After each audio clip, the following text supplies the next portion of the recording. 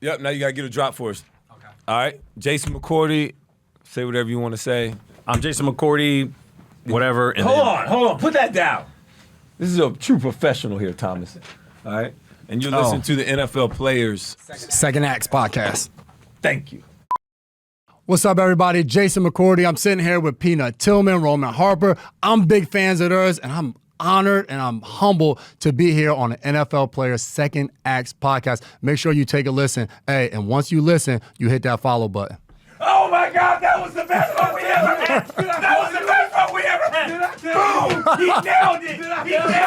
He nailed it. One take, first take. Boom. He is a true effing professional.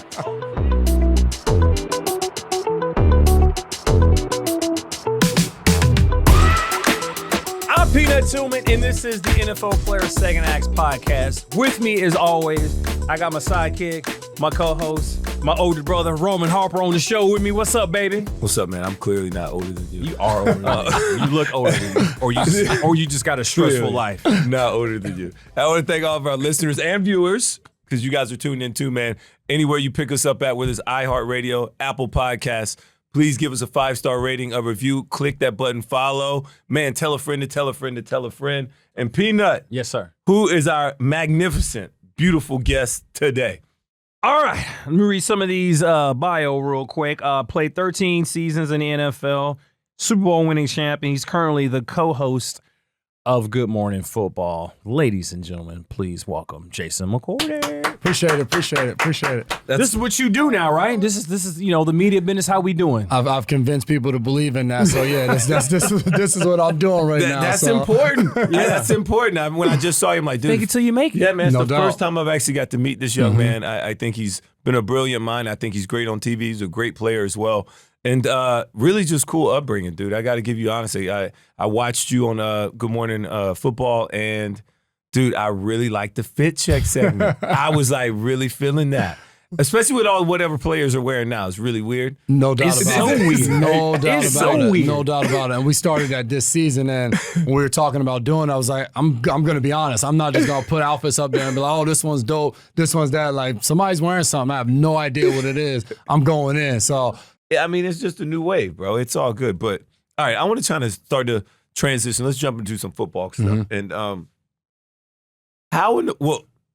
let's get rid of the let's get over let's address the elephant in the room as well. This is something I was like, so what you're telling me is that Dev's a better athlete. Is this what I want to know your opinion? What was the competition? What was the competition like? Was your brother the better athlete? in your Who's house better? when y'all grew up? How was that? when you ask the question, people are like, who's better? I'm like, if you put him in a seat next to me, we'll argue for hours on who's better and both try to bring proof to the situation. For us growing up, I would say we were most competitive video games and basketball, one-on-one basketball. We would go out and we wouldn't keep score and we would just play, going at each other. And it would usually end in one of us an argument, we're fighting. Somebody fights. And then mom would come out there and that would be the end of it. And She it was the squashed same that. thing with video games where you're playing, everything's all good, and then next thing you know, you got somebody in the headlock and the whole nine. So as far as competition, now we always were the type, we love playing against each other, but if we could ever be on the same team, we love going against other people. So our journey's been amazing just from a standpoint of there's nobody that's going to hold me more accountable, probably other than my wife. She'll tell me how it is,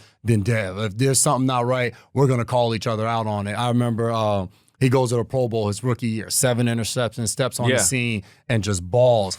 And that next offseason, we're back at Rutgers working out, and we're doing pull-ups. And he cuts the pull-up short. He does like 6, and there might have been 8 or whatever. I'm like, you gonna cut my pull-up short? Like, what we doing here? He was like, you think these pull-ups gonna get you to the Pro Bowl? Now we're nose to nose in the weight room. People are separating us.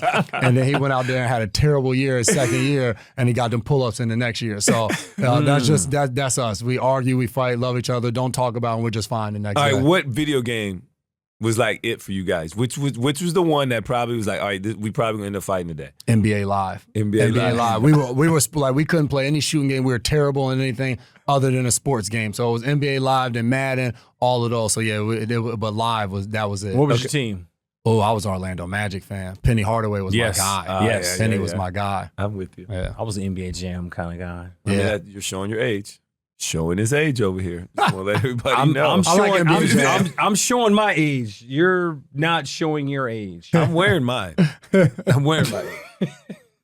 Noted. All right. What was your welcome to the NFL moment when you got to the league? The first one was just the business side, the realness of the NFL. Because I was a late round draft pick, 6th round draft pick. So I'm getting there, Tennessee Titans. And, training camp, you go out there in your stretch lines, and you about 9 deep at every position. Going back, guys, you got drafted with the whole 9. We get to that last cut, and the way they did it in Tennessee was kind of crazy when I first got in the league. The last 2 days where you go through that last cut, guys stayed in the building. A lot of teams, you'd be at the hotel, it'd be a day off. We were all in the building. So you'd have guys playing Madden. Our strength coach was we called the Grim Reaper. Yeah. He was a guy. You that guys was a know. Everybody had a Grim Reaper. Yeah. The strength coach, like, he hated it. Yeah, he hated it because he had the best relationship. So you'd be there in the locker room and you playing Madden and you get that tap on the shoulder. Hey, coach, need to see you bring your playbook. Bring your playbook. So I remember we go through those cuts and then we go back out there to the stretch line. And this is my rookie year. I'm just trying to make the team. You go out there and next thing you know, there's 4 people in your line. And you're looking around and the entire room is just decimated. Yeah. Everybody's gone. And it was the reality of just what the NFL was and how quickly your dream, you're there, and the next moment you're gone. So the season starts, rookie year, I'm out there.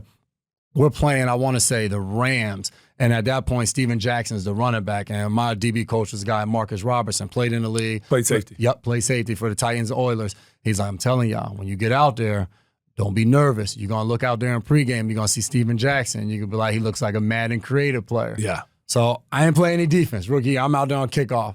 And, back then they had the 3-4-man wedge. The wedge. You was a wedge buster. No, I was the number 2. I was a speed guy. Yeah, I'm on the edge. We had some injuries, and it was like, we're going to need you to play the number 3 spot. I'm like, Coach, I don't really know the number 3 spot like that. I feel more comfortable on the outside. You don't have that type of say when you're a rookie. Get out there at the 3 spot. I'm running nobody. Nobody's blocking me. I'm straight. That means I'm on to the wedge. Man, I get up. They let you go right on free. I get up from getting hit. The veterans on the sideline like this. They holding up numbers, trying to see if I'm okay. That was my first moment. I was just like, you know what? I don't know if I got to find a way to get on defense because this special teams, this ain't for me. Kick off that life, but I got to find a way. I'm telling you. That's low lives. Yeah. We've talked about this with multiple guests. It's like, look, playing special teams in the NFL, it's a mindset. I hate my life. Like that's the mindset that you have to have. Yeah, it's a different breed. And if you don't do it early, you can't pick it up late. Oh, no way. You get to a point where now next thing you know, you're 8, 9 year, 10-year vet and the team wants you and they're like, but we're going to need you to be the personal protector on punt or something. Like, it might be time for me to go ahead and hang them up. Like that's what I'm resorting to. It might be, my moment might be gone. Yeah, because I don't know how you hit that switch on because these dudes, this is how they feeding their family. Yep. Yeah. And you have not been in that lane before. Y'all ever on the hands team? Y'all ain't ever do hands team? Like bro, when they do hands is straight, bro. I ain't worried about that. That's easy. Yeah. All right. So I want to know this. How did you get on the radar by the Tennessee Titans or other NFL teams knowing that you were not invited to the combine, which totally blew my mind? Yeah. How did that happen?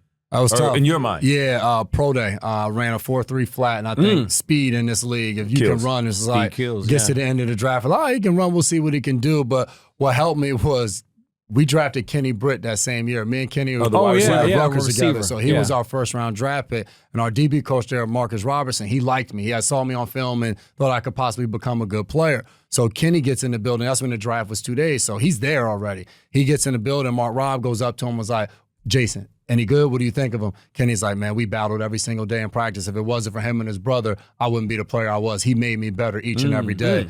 Mark Robb went straight to the GM and was just like, we need this guy. Went straight to Reinfeldt, went to bat for me. So it's funny because it comes full circle. I just called the Titans-Saints game, the first game of the season. Mark Robb is a DB coach now for the New Orleans Saints. And I'm down there in pregame talking to him who drafted me way back in 2009. Yeah. Now I'm commentating, calling the game. So that's crazy because I just met Mark Robb when they were in Monday night versus the Carolina Panthers. Yep. So the following week or so, I just met him for the first time. I knew exactly who he was, but I was like, oh, dang. He came up and introduced, so I was really excited. Talking about full circle. Small world. This is what the league is. I've watched you guys for so long. I remember we're playing. Chicago comes to Nashville, and obviously the peanut punch. Everybody knows about the whole week leading up to the game. It's just like, you see this guy. Oh, this is 2012? Yeah. Just get down. Just get down. Yeah. First play of the game. Kenny Britt, a 20-something yard pass over the middle. He punched the ball out. They beat us 50-something. He wasn't looking at play. He got him, was like looking this way, Yep. like, yeah, I got y'all. And I came blindside. I was like, first- I could have like knocked him out, but I was just like, why? Just First give play the ball. of the game. Give me the ball. I think you forced 3 fumbles in that game.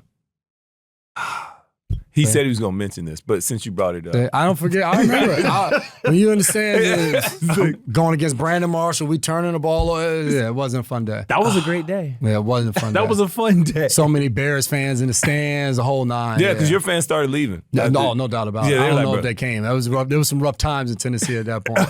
Some rough times. Yeah, that was a good defensive day for us. What was that 3-month period like in 2017?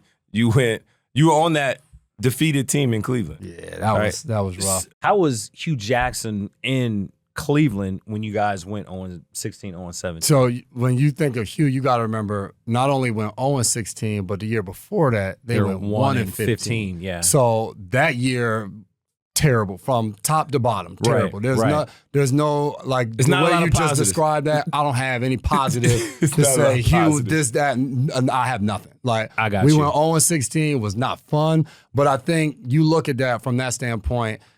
The organization was trying to get back right, and they knew they had to go through kind of a down phase to get back up. So you think about, just to fast forward a little bit, 2017, we don't win a game. That very next year in 2018, they draft Baker Mayfield. They go out, they go get Tyrod Taylor. They bring in a ton of free agents with the draft picks and the capital that they amassed over the previous 2 seasons. Right. So, but being in it as a player, the one thing I will say, that locker room was phenomenal as far as like you had young guys in there working their butts off because they didn't know any different. And that was tough for me. I'm a 9-year vet and I'm showing up and you're trying to give mentorship and say the only thing you could tell guys is like, this ain't it. Like, go hard because this is going to blow up. And at some point, you're going to need to be somewhere else. Film. Yeah. I remember Duke Johnson was on that team. He goes to Houston the next year. He's playing next to Deshaun Watson. Emmanuel Ogbah won a Super Bowl with the Kansas City Chiefs. Larry Ogunjobi got paid by the Pittsburgh Steelers. There was a ton of talent on that team. DeMario Davis was on that team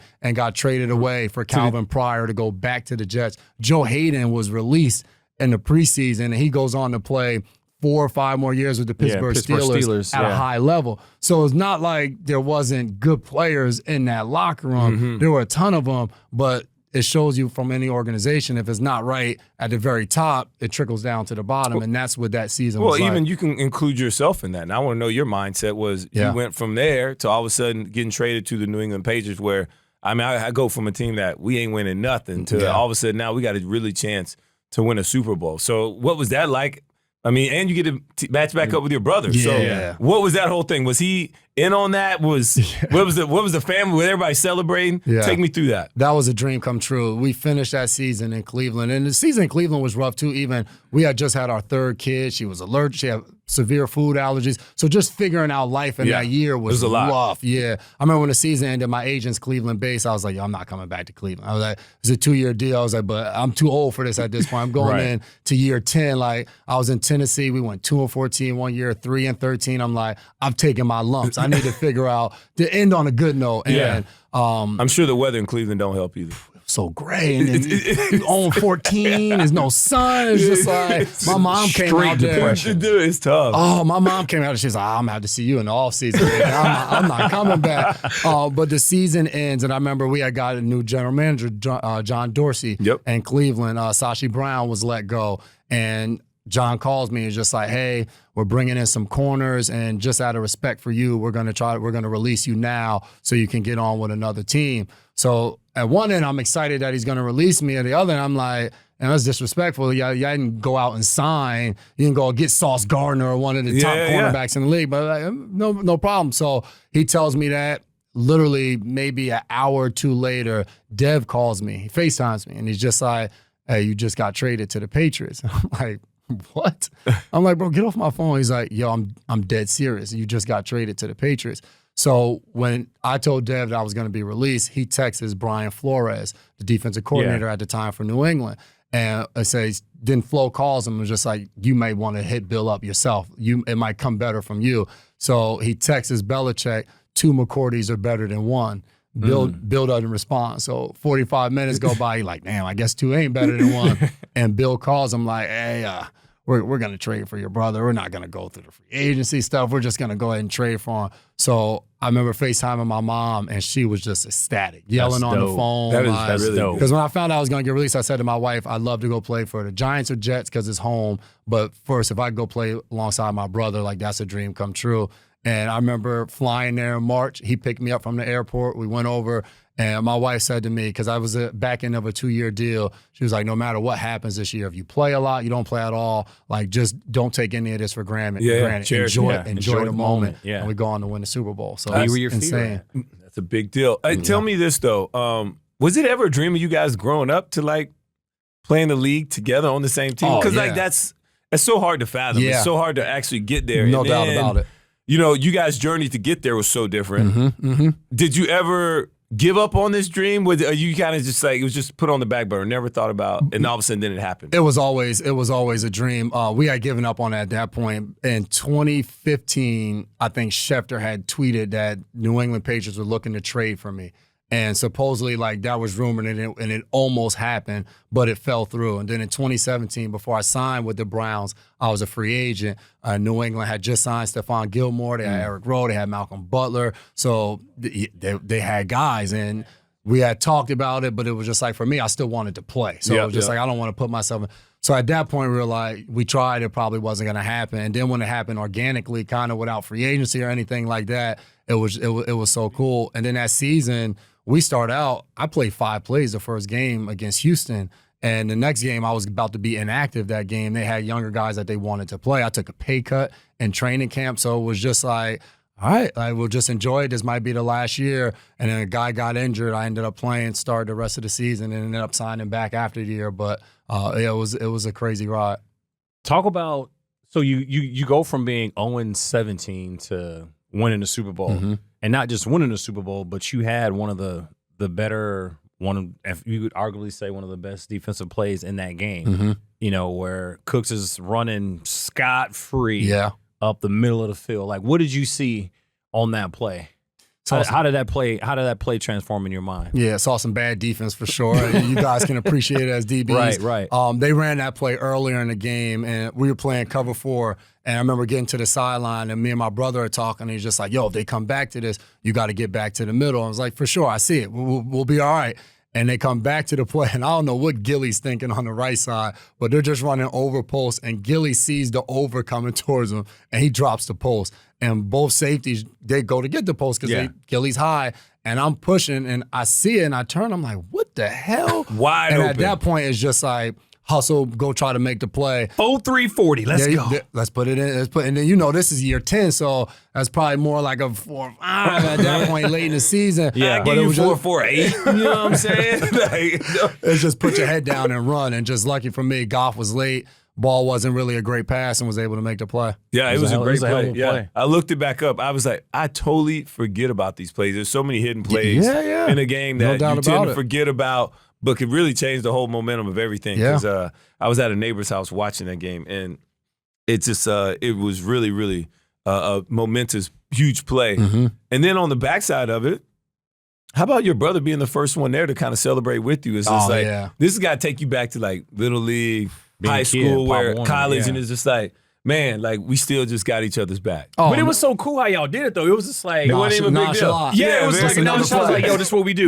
And then, like, I was just like, yo, it was a super, like, it was just real chill. Yeah. Real low key. That was dope as hell. Just because I remember us in high school, they used to call your name. We had our chest bump with our handshake. Yeah. All of that stuff. And I remember playing Pop Warner football. We'd play early Sunday mornings, and we'd wake up before the game, and we'd go outside, and we'd go over all the plays, and we're throwing the ball, handing it all. So to think about from that moment, being 10, 11 years old, and you're doing this, and you're playing on the same football field, we'd have the schedule with the little magnet on the refrigerator, and we'd keep a tally of our touchdowns. One year, we both ended up with the same exact number. So from that point to playing alongside each other in the Super Bowl, that's dope. And him being a captain, and both being starters, like not just both on the team, but both being major contributors to the team. It was just so cool. And we lived like walking distance away from each other. My mom would come down, spend a week at my house, spend a week at his house. The kids, that was the first time in our lives. I had 3 kids at the time. He had just had his second. that was the first time for our kids that they were able to be around each other. Because for the other part, I'm playing in one city, he's playing in another. And then in the offseason, at that point, you both kind of have your lives going. So it's not I stayed in Nashville or wherever I was, and he was in Boston and New Jersey. So from a family perspective, it was so cool. That's just really deep. That's really cool just to be able to give us that insight and just like a whole snapshot of where you guys are at in your lives. Yeah. Then versus now. You know what I mean? Well, I was just saying, I was just thinking, the family dynamic. Mm-hmm. Have you guys grown since, now that you're all done? Because now do the kids get to see each other more? Is that just a certain time where like the cousins became best friends? What do you think you cherish the most or you take away from those couple years together as far as your brothers as a relationship and then also as your kids and families? So our relationship was really cool because you think about it, our entire lives we had been together. So obviously you grow up together. We decided to go to college together. So we were roommates at one point, first year. Then after that, we were just in the same house. So we've always been around each other. So then I get drafted the year before him. He redshirted. And then you think about it from that standpoint, I'm in the NFL. I'm doing my thing, the Titans, Browns. He's in New England. So now there's a course of 9 years. We've both grown kind of apart in our own worlds. Right. And now I get to New England and he's the guy. He's the guy. This Bill's guy. He's paid there. He's won 2 Super Bowls. And that's just there. That's my brother. So we're being in the meeting room. He'll say something. I'm like, hell no, that's not right.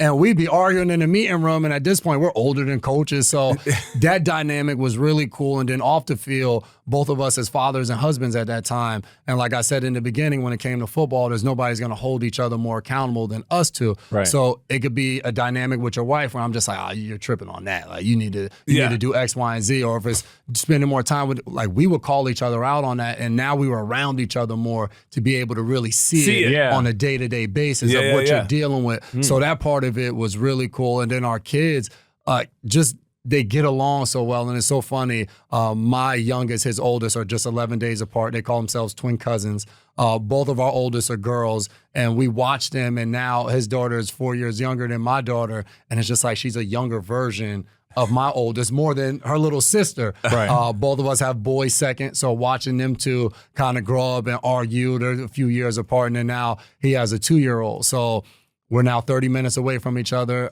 Both our kids play sports on the weekend. He comes to all my son's game, brings the entire family, then we hang out after. So that dynamic, you can't beat it. And special for us is we've been in the same profession. Both of us are adult lives. So football, you talk about what you're going through and your teammates are one thing, but having somebody, what are y'all doing out there? I remember we played games. I'm like, what game plan are y'all using? Because ours looks trash. I need to go ask coach, like, can we implement this? And now doing the media stuff. So I did it all last year. Now he's jumping into it. And the whole time he'd be hitting me up as he's starting his job with NBC. I'm like, bro, figure it out. I had to figure it out last year. I didn't have nobody to hit up. He's asking me all these. But like that part has been really special of us being able to lean on each other throughout different aspects in our lives.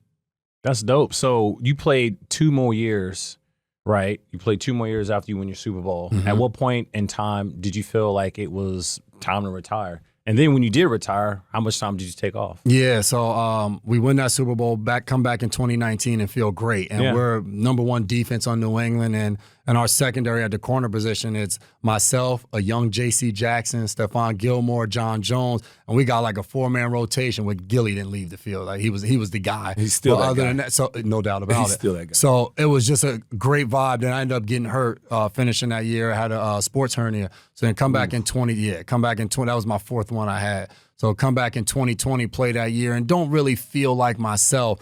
Make it through the year. And I remember going to 21. 2020 was my last year in New England, and I'm a free agent. And the one thing with Bill, he's going to be honest with you. He was just like, you know how we feel about you here, but at this point, like, we're not looking to bring you back. At some point down the line, we may. And then Miami calls with Coach Flores, my DB coach, Josh Boyer was a defensive coordinator there. I remember saying to my wife, I was just like, last year just wasn't my best year. If I'm going to leave the game, I want to leave and feel good about what I just put on tape. And train my butt off that offseason to go to Miami, and we drafted Javon Holland in the 2nd round. So I knew I was going there to be the guy for a little while. And when we got to training camp, I was like, oh, yeah, he's going to be good. So get down there, and it's a chance to go hang out in Miami for 6 months with my family. So it was great. And then I ended up doing a Liz Frank on my foot. And I remember limping off the field. We're playing against Atlanta, and I was like, that's it. Like, I'm not going through a whole rehab process. And so took time off because basically from the end of October, I was just home. Yeah. And once did the broadcast boot camp with the NFL. Love it. And different job opportunities came. And once the job opportunities came, I was just like, that's it. This is the next chapter in life, and I'm going to be able to walk right into it. So I announced my retirement 1 week, and a week later announced that I was joining Good Morning Football. And see, that's what kind of happened with Peanut.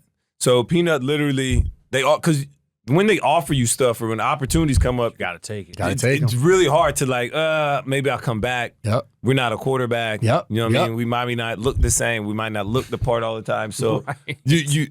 when it offered to you, you got to kind of take it, Yeah. whether you're ready for it or not. Yeah. And you just got to grab it and just go with it. Is that kind of the same advice that you were given? And what kind of advice would you give yourself looking back at it? Would you change anything? Definitely wouldn't change anything. I think unique for myself, Cortland Finnegan was a mentor for me in Love Tennessee. Cortland. Yeah. He was with him in Carolina. Yeah. Okay, that's my guy. Yeah, we got some stories that we can tell offline. Oh yeah, He a funny dude. If you know Cortland or if you've played against Cortland, you have stories because Cort's crazy. So No doubt.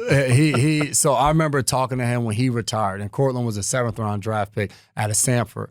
And I remember asking him how do you feel about it? And he was just like, Jay, when I came into the league, like the expectation I set forth for myself, he was like, I've so far exceeded that like I have no regrets. I loved everything about my career. And I remember going into the league as a 6th rounder, and I remember the first agent I ever talked to, he was like, yo, I'm gonna set you up with this gunner, and we're gonna teach you how to be a gunner in the league. And I was like, damn, I'm kind of hoping I could be a little bit more than a gunner, you know what I mean?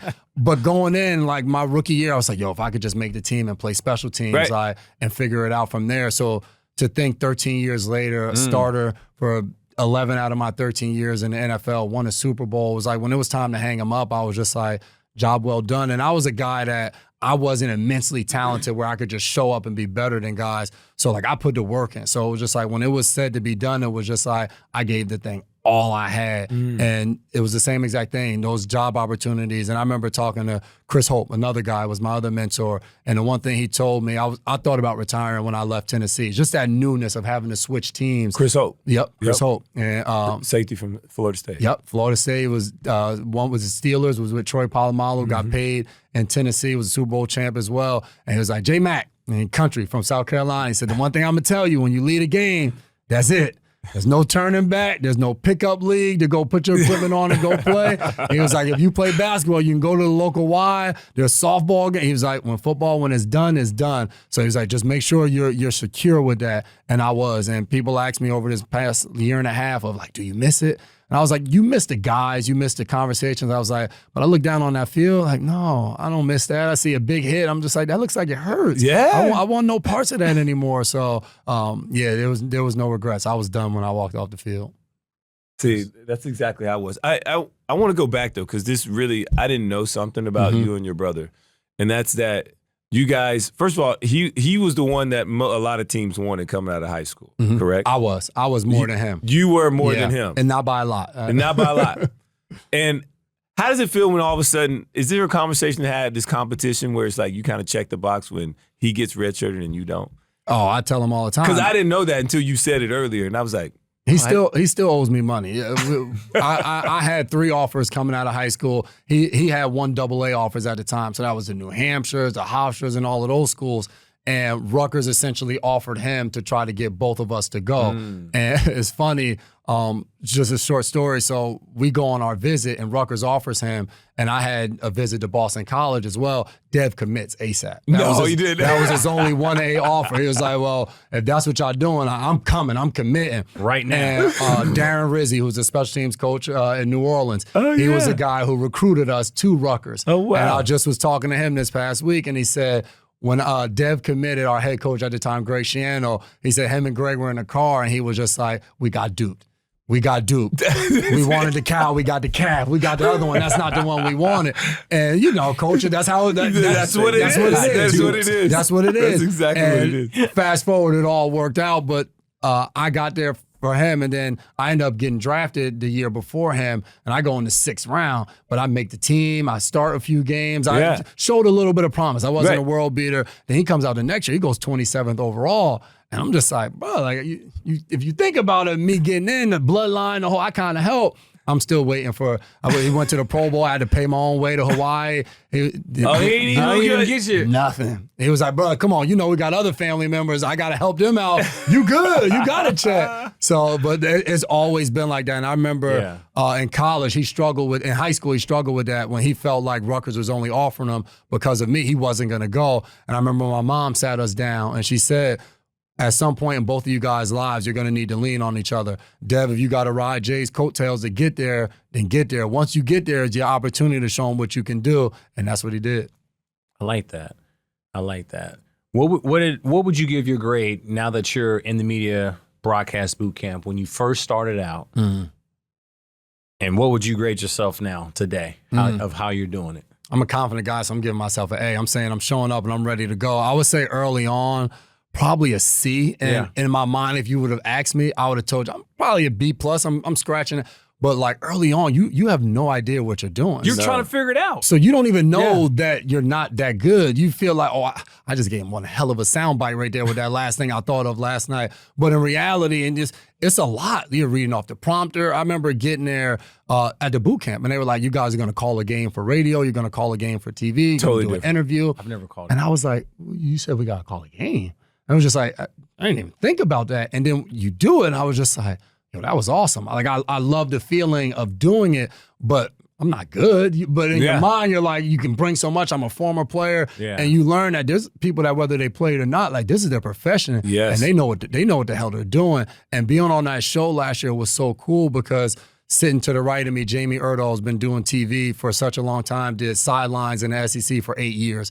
Kyle Brandt was an executive producer on Jim Rome's show, then got to Good Morning Football. He's been doing it for over a decade. Schrager, he's been for over a decade, was at SI and then was at Fox doing sideline, studio stuff. And I got to watch them. And that's when I really realized that, I got a lot to, I'm trying to keep up with the other three co-hosts on the show. Yeah. And it was we love to compete. We compete. So just like I would see them do something, I'm like, I got to figure out how to do that. And you just get better and better. And then I think the other side of it is just comfort. You get comfortable being in front of the camera. You get comfortable reading off the prompter. When we first started the show, there was like the first Monday after, or whatever it was, Monday after preseason, it was like, we're reading highlights. And I was like, I got to read highlights? I was like, no one told me this. Yeah, bro. I'm just here for the color. You know what I mean? Yeah, so you're just learning as you go. So and people tell me that all the time. Even my mom, my mother-in-law, they're like, oh, you just look so much more comfortable. Yeah. And some of that is relationships. When did you feel that, though? When did you feel that comfort? Because we had Nate Burleson on the show,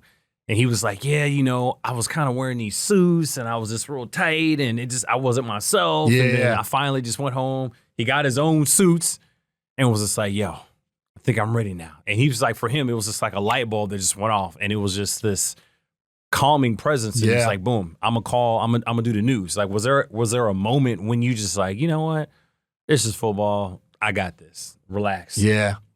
And then when did you know that moment? I would say probably about the middle of the football season. So it started at the end of July, and it's just the repetitions. Like you do the show every day for 3 hours. So by the middle of the season, it was just like, now I know what to expect. Yeah. And the tough thing, like you mentioned, Nate, like that was the hardest part of like, you go on that show for me and Jamie, Nate and Kay were phenomenal. Like this show started with them, and the two people, Peter and Kyle, are still there, and them two lead. And when you first start the show, you can't go on social media, but this show sucks without Nate and Kay. So like you're trying to live up to people that were really good at their job who set the table. And then that's by mid-season, it was just like, the hell with all that. I'm just going to go be myself, and wherever that leaves me, it leaves me.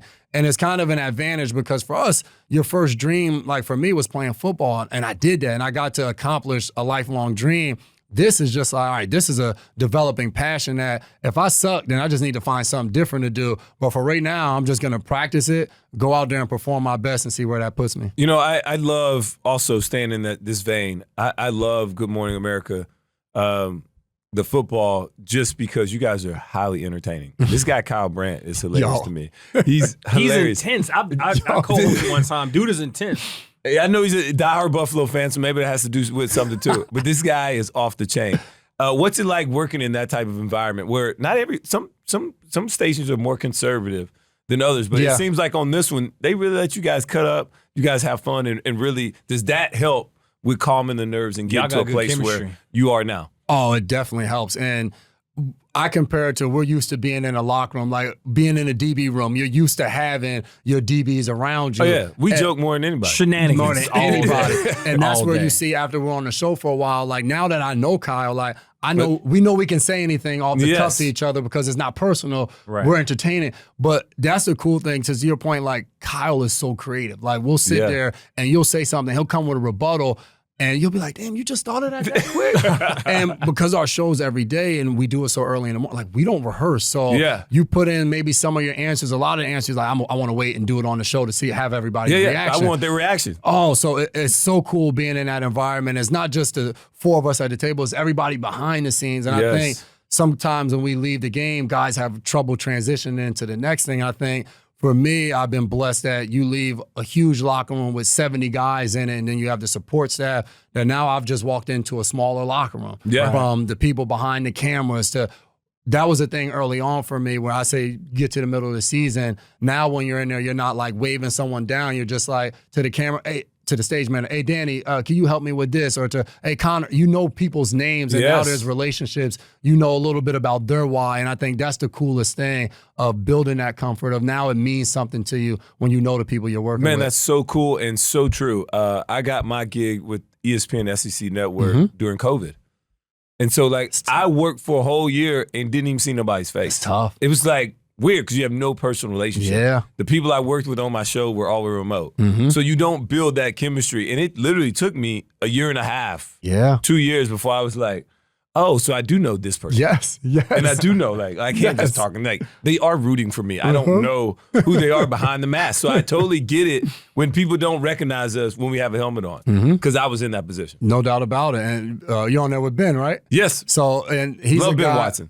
I remember got a chance to play with Ben. Ben was probably 40 his last year in New England.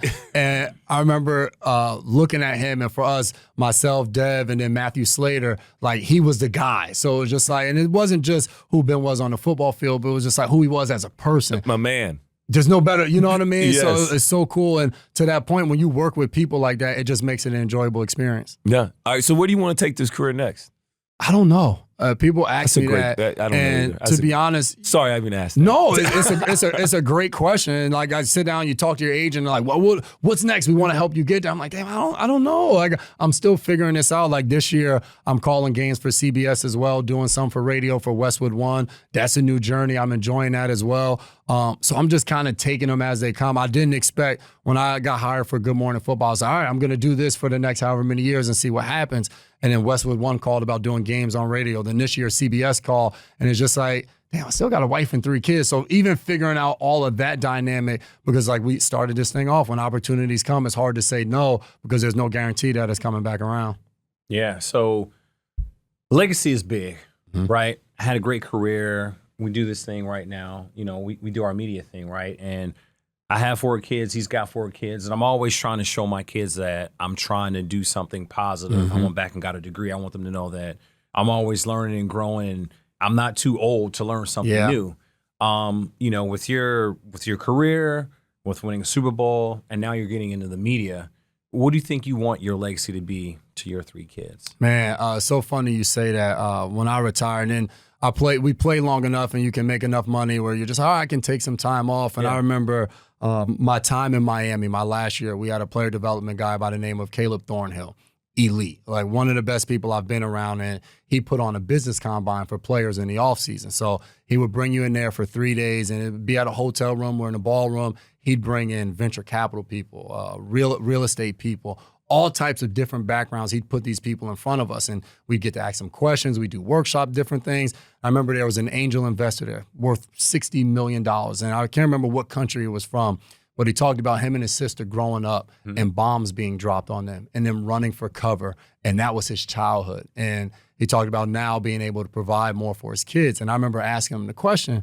I was just like, you talk about your childhood of what it was like and how it made you into who you are and helped you to get to where you're at. Well, now you have children who are growing up vastly different. They're not in the struggle. They're not in any type of struggle. They might be on private planes, the whole 9. How do you instill in them a work ethic? And what he told me was like, I want to show them that I'm working, that this stuff doesn't just appear. He said, I'd buy a company and I'd rent an apartment across the street, and my kids would come over to the office every single day, and they'd see Daddy doing work in meetings on the phone, and he said that was important to him. And when I retired, that kind of rung true for me.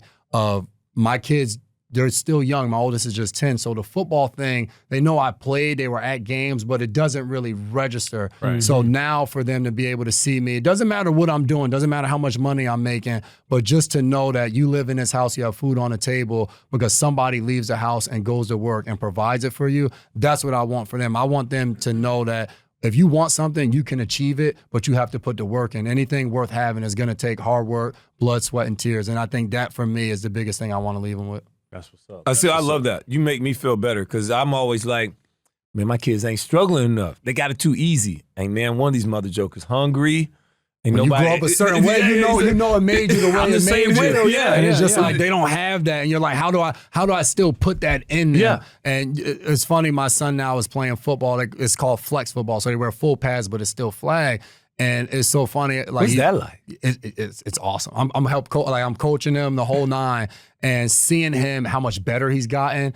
And he'll tell you that he was like, yo, in the beginning, Daddy, I wasn't good, but now I feel like I'm the best player on the team. So for him to think that like I can go work hard and get better, yeah, I'm like, now we just need to transition that in every aspect of life. Love it. Yeah, that's dope. So I guess my next question is, I follow these triplets on Instagram. Mm-hmm.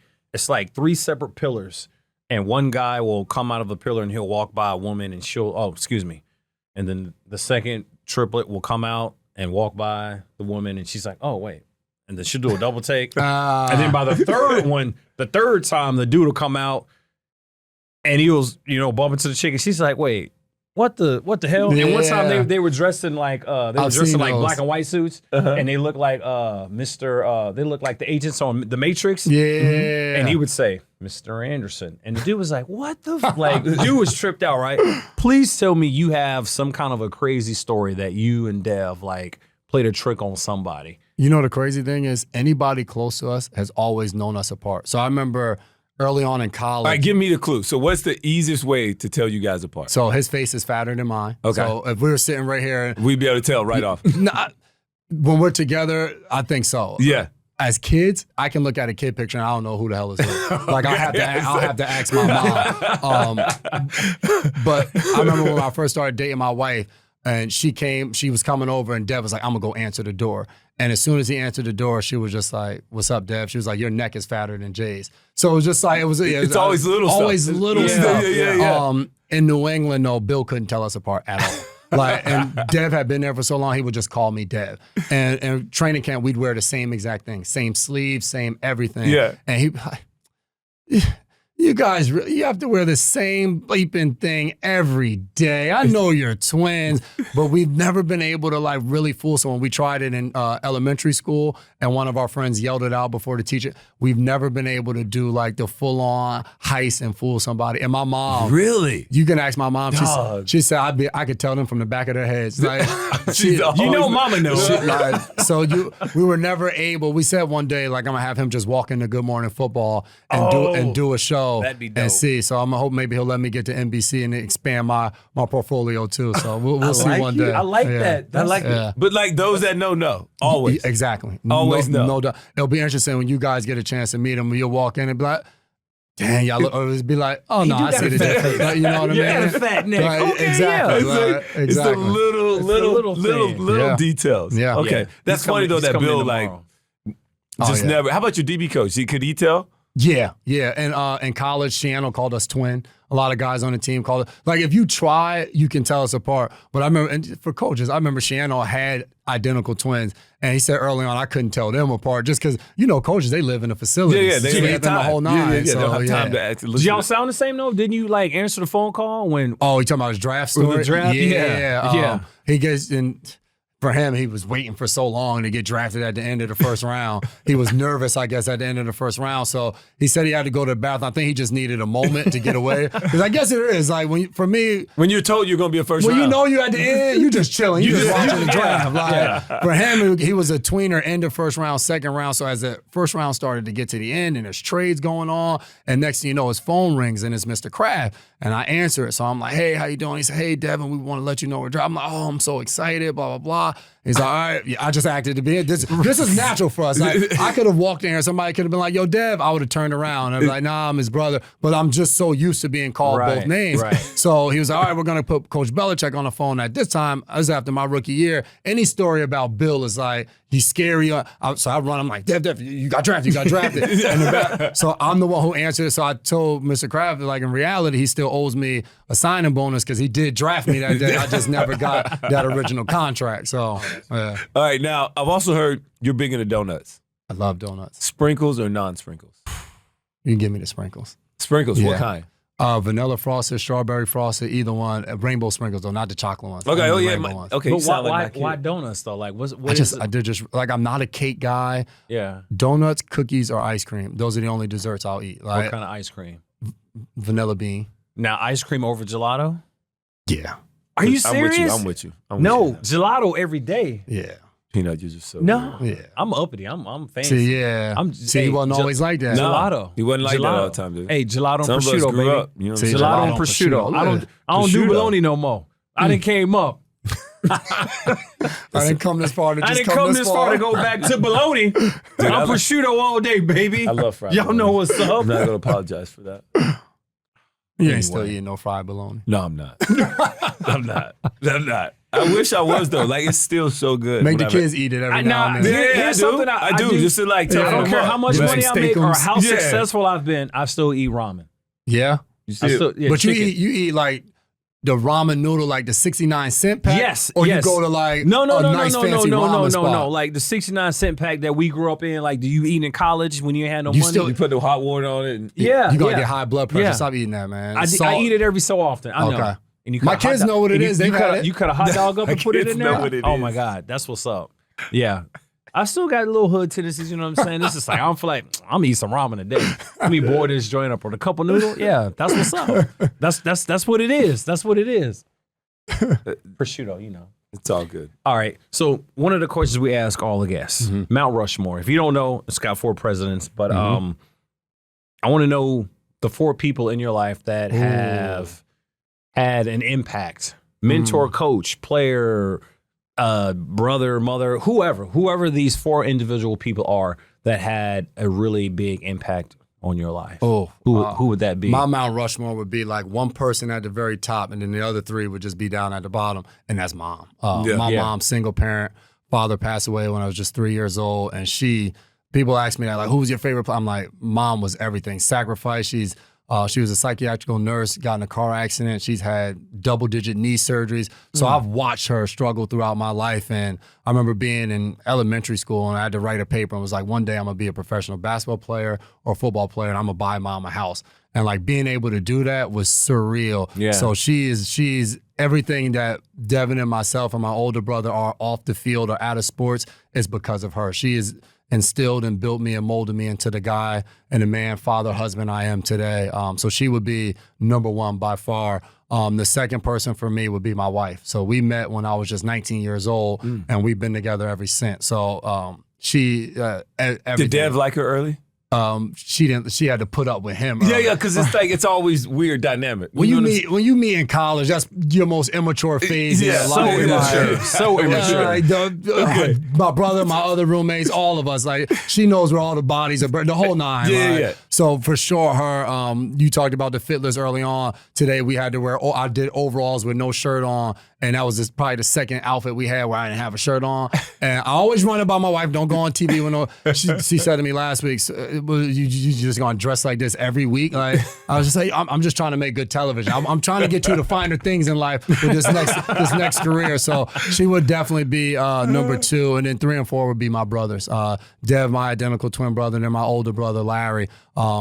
Dev, like I said, we hold each other accountable. My older brother, not having a father figure there, he wasn't a dad to me, but he was just that super supportive big brother. for sure. For us growing up playing sports, there was nobody that was going to talk more trash about how good his younger brothers were than my older brother. In the neighborhood, we were Lil Larry. We were growing up, them L's brothers. And that was him talking trash the whole 9 and just always being there no matter what happened. So for me, it's always been family. Coaches and everybody have been great people in my life, supplement when you're away from home and all of that. But for me, it started at home and it's always been that.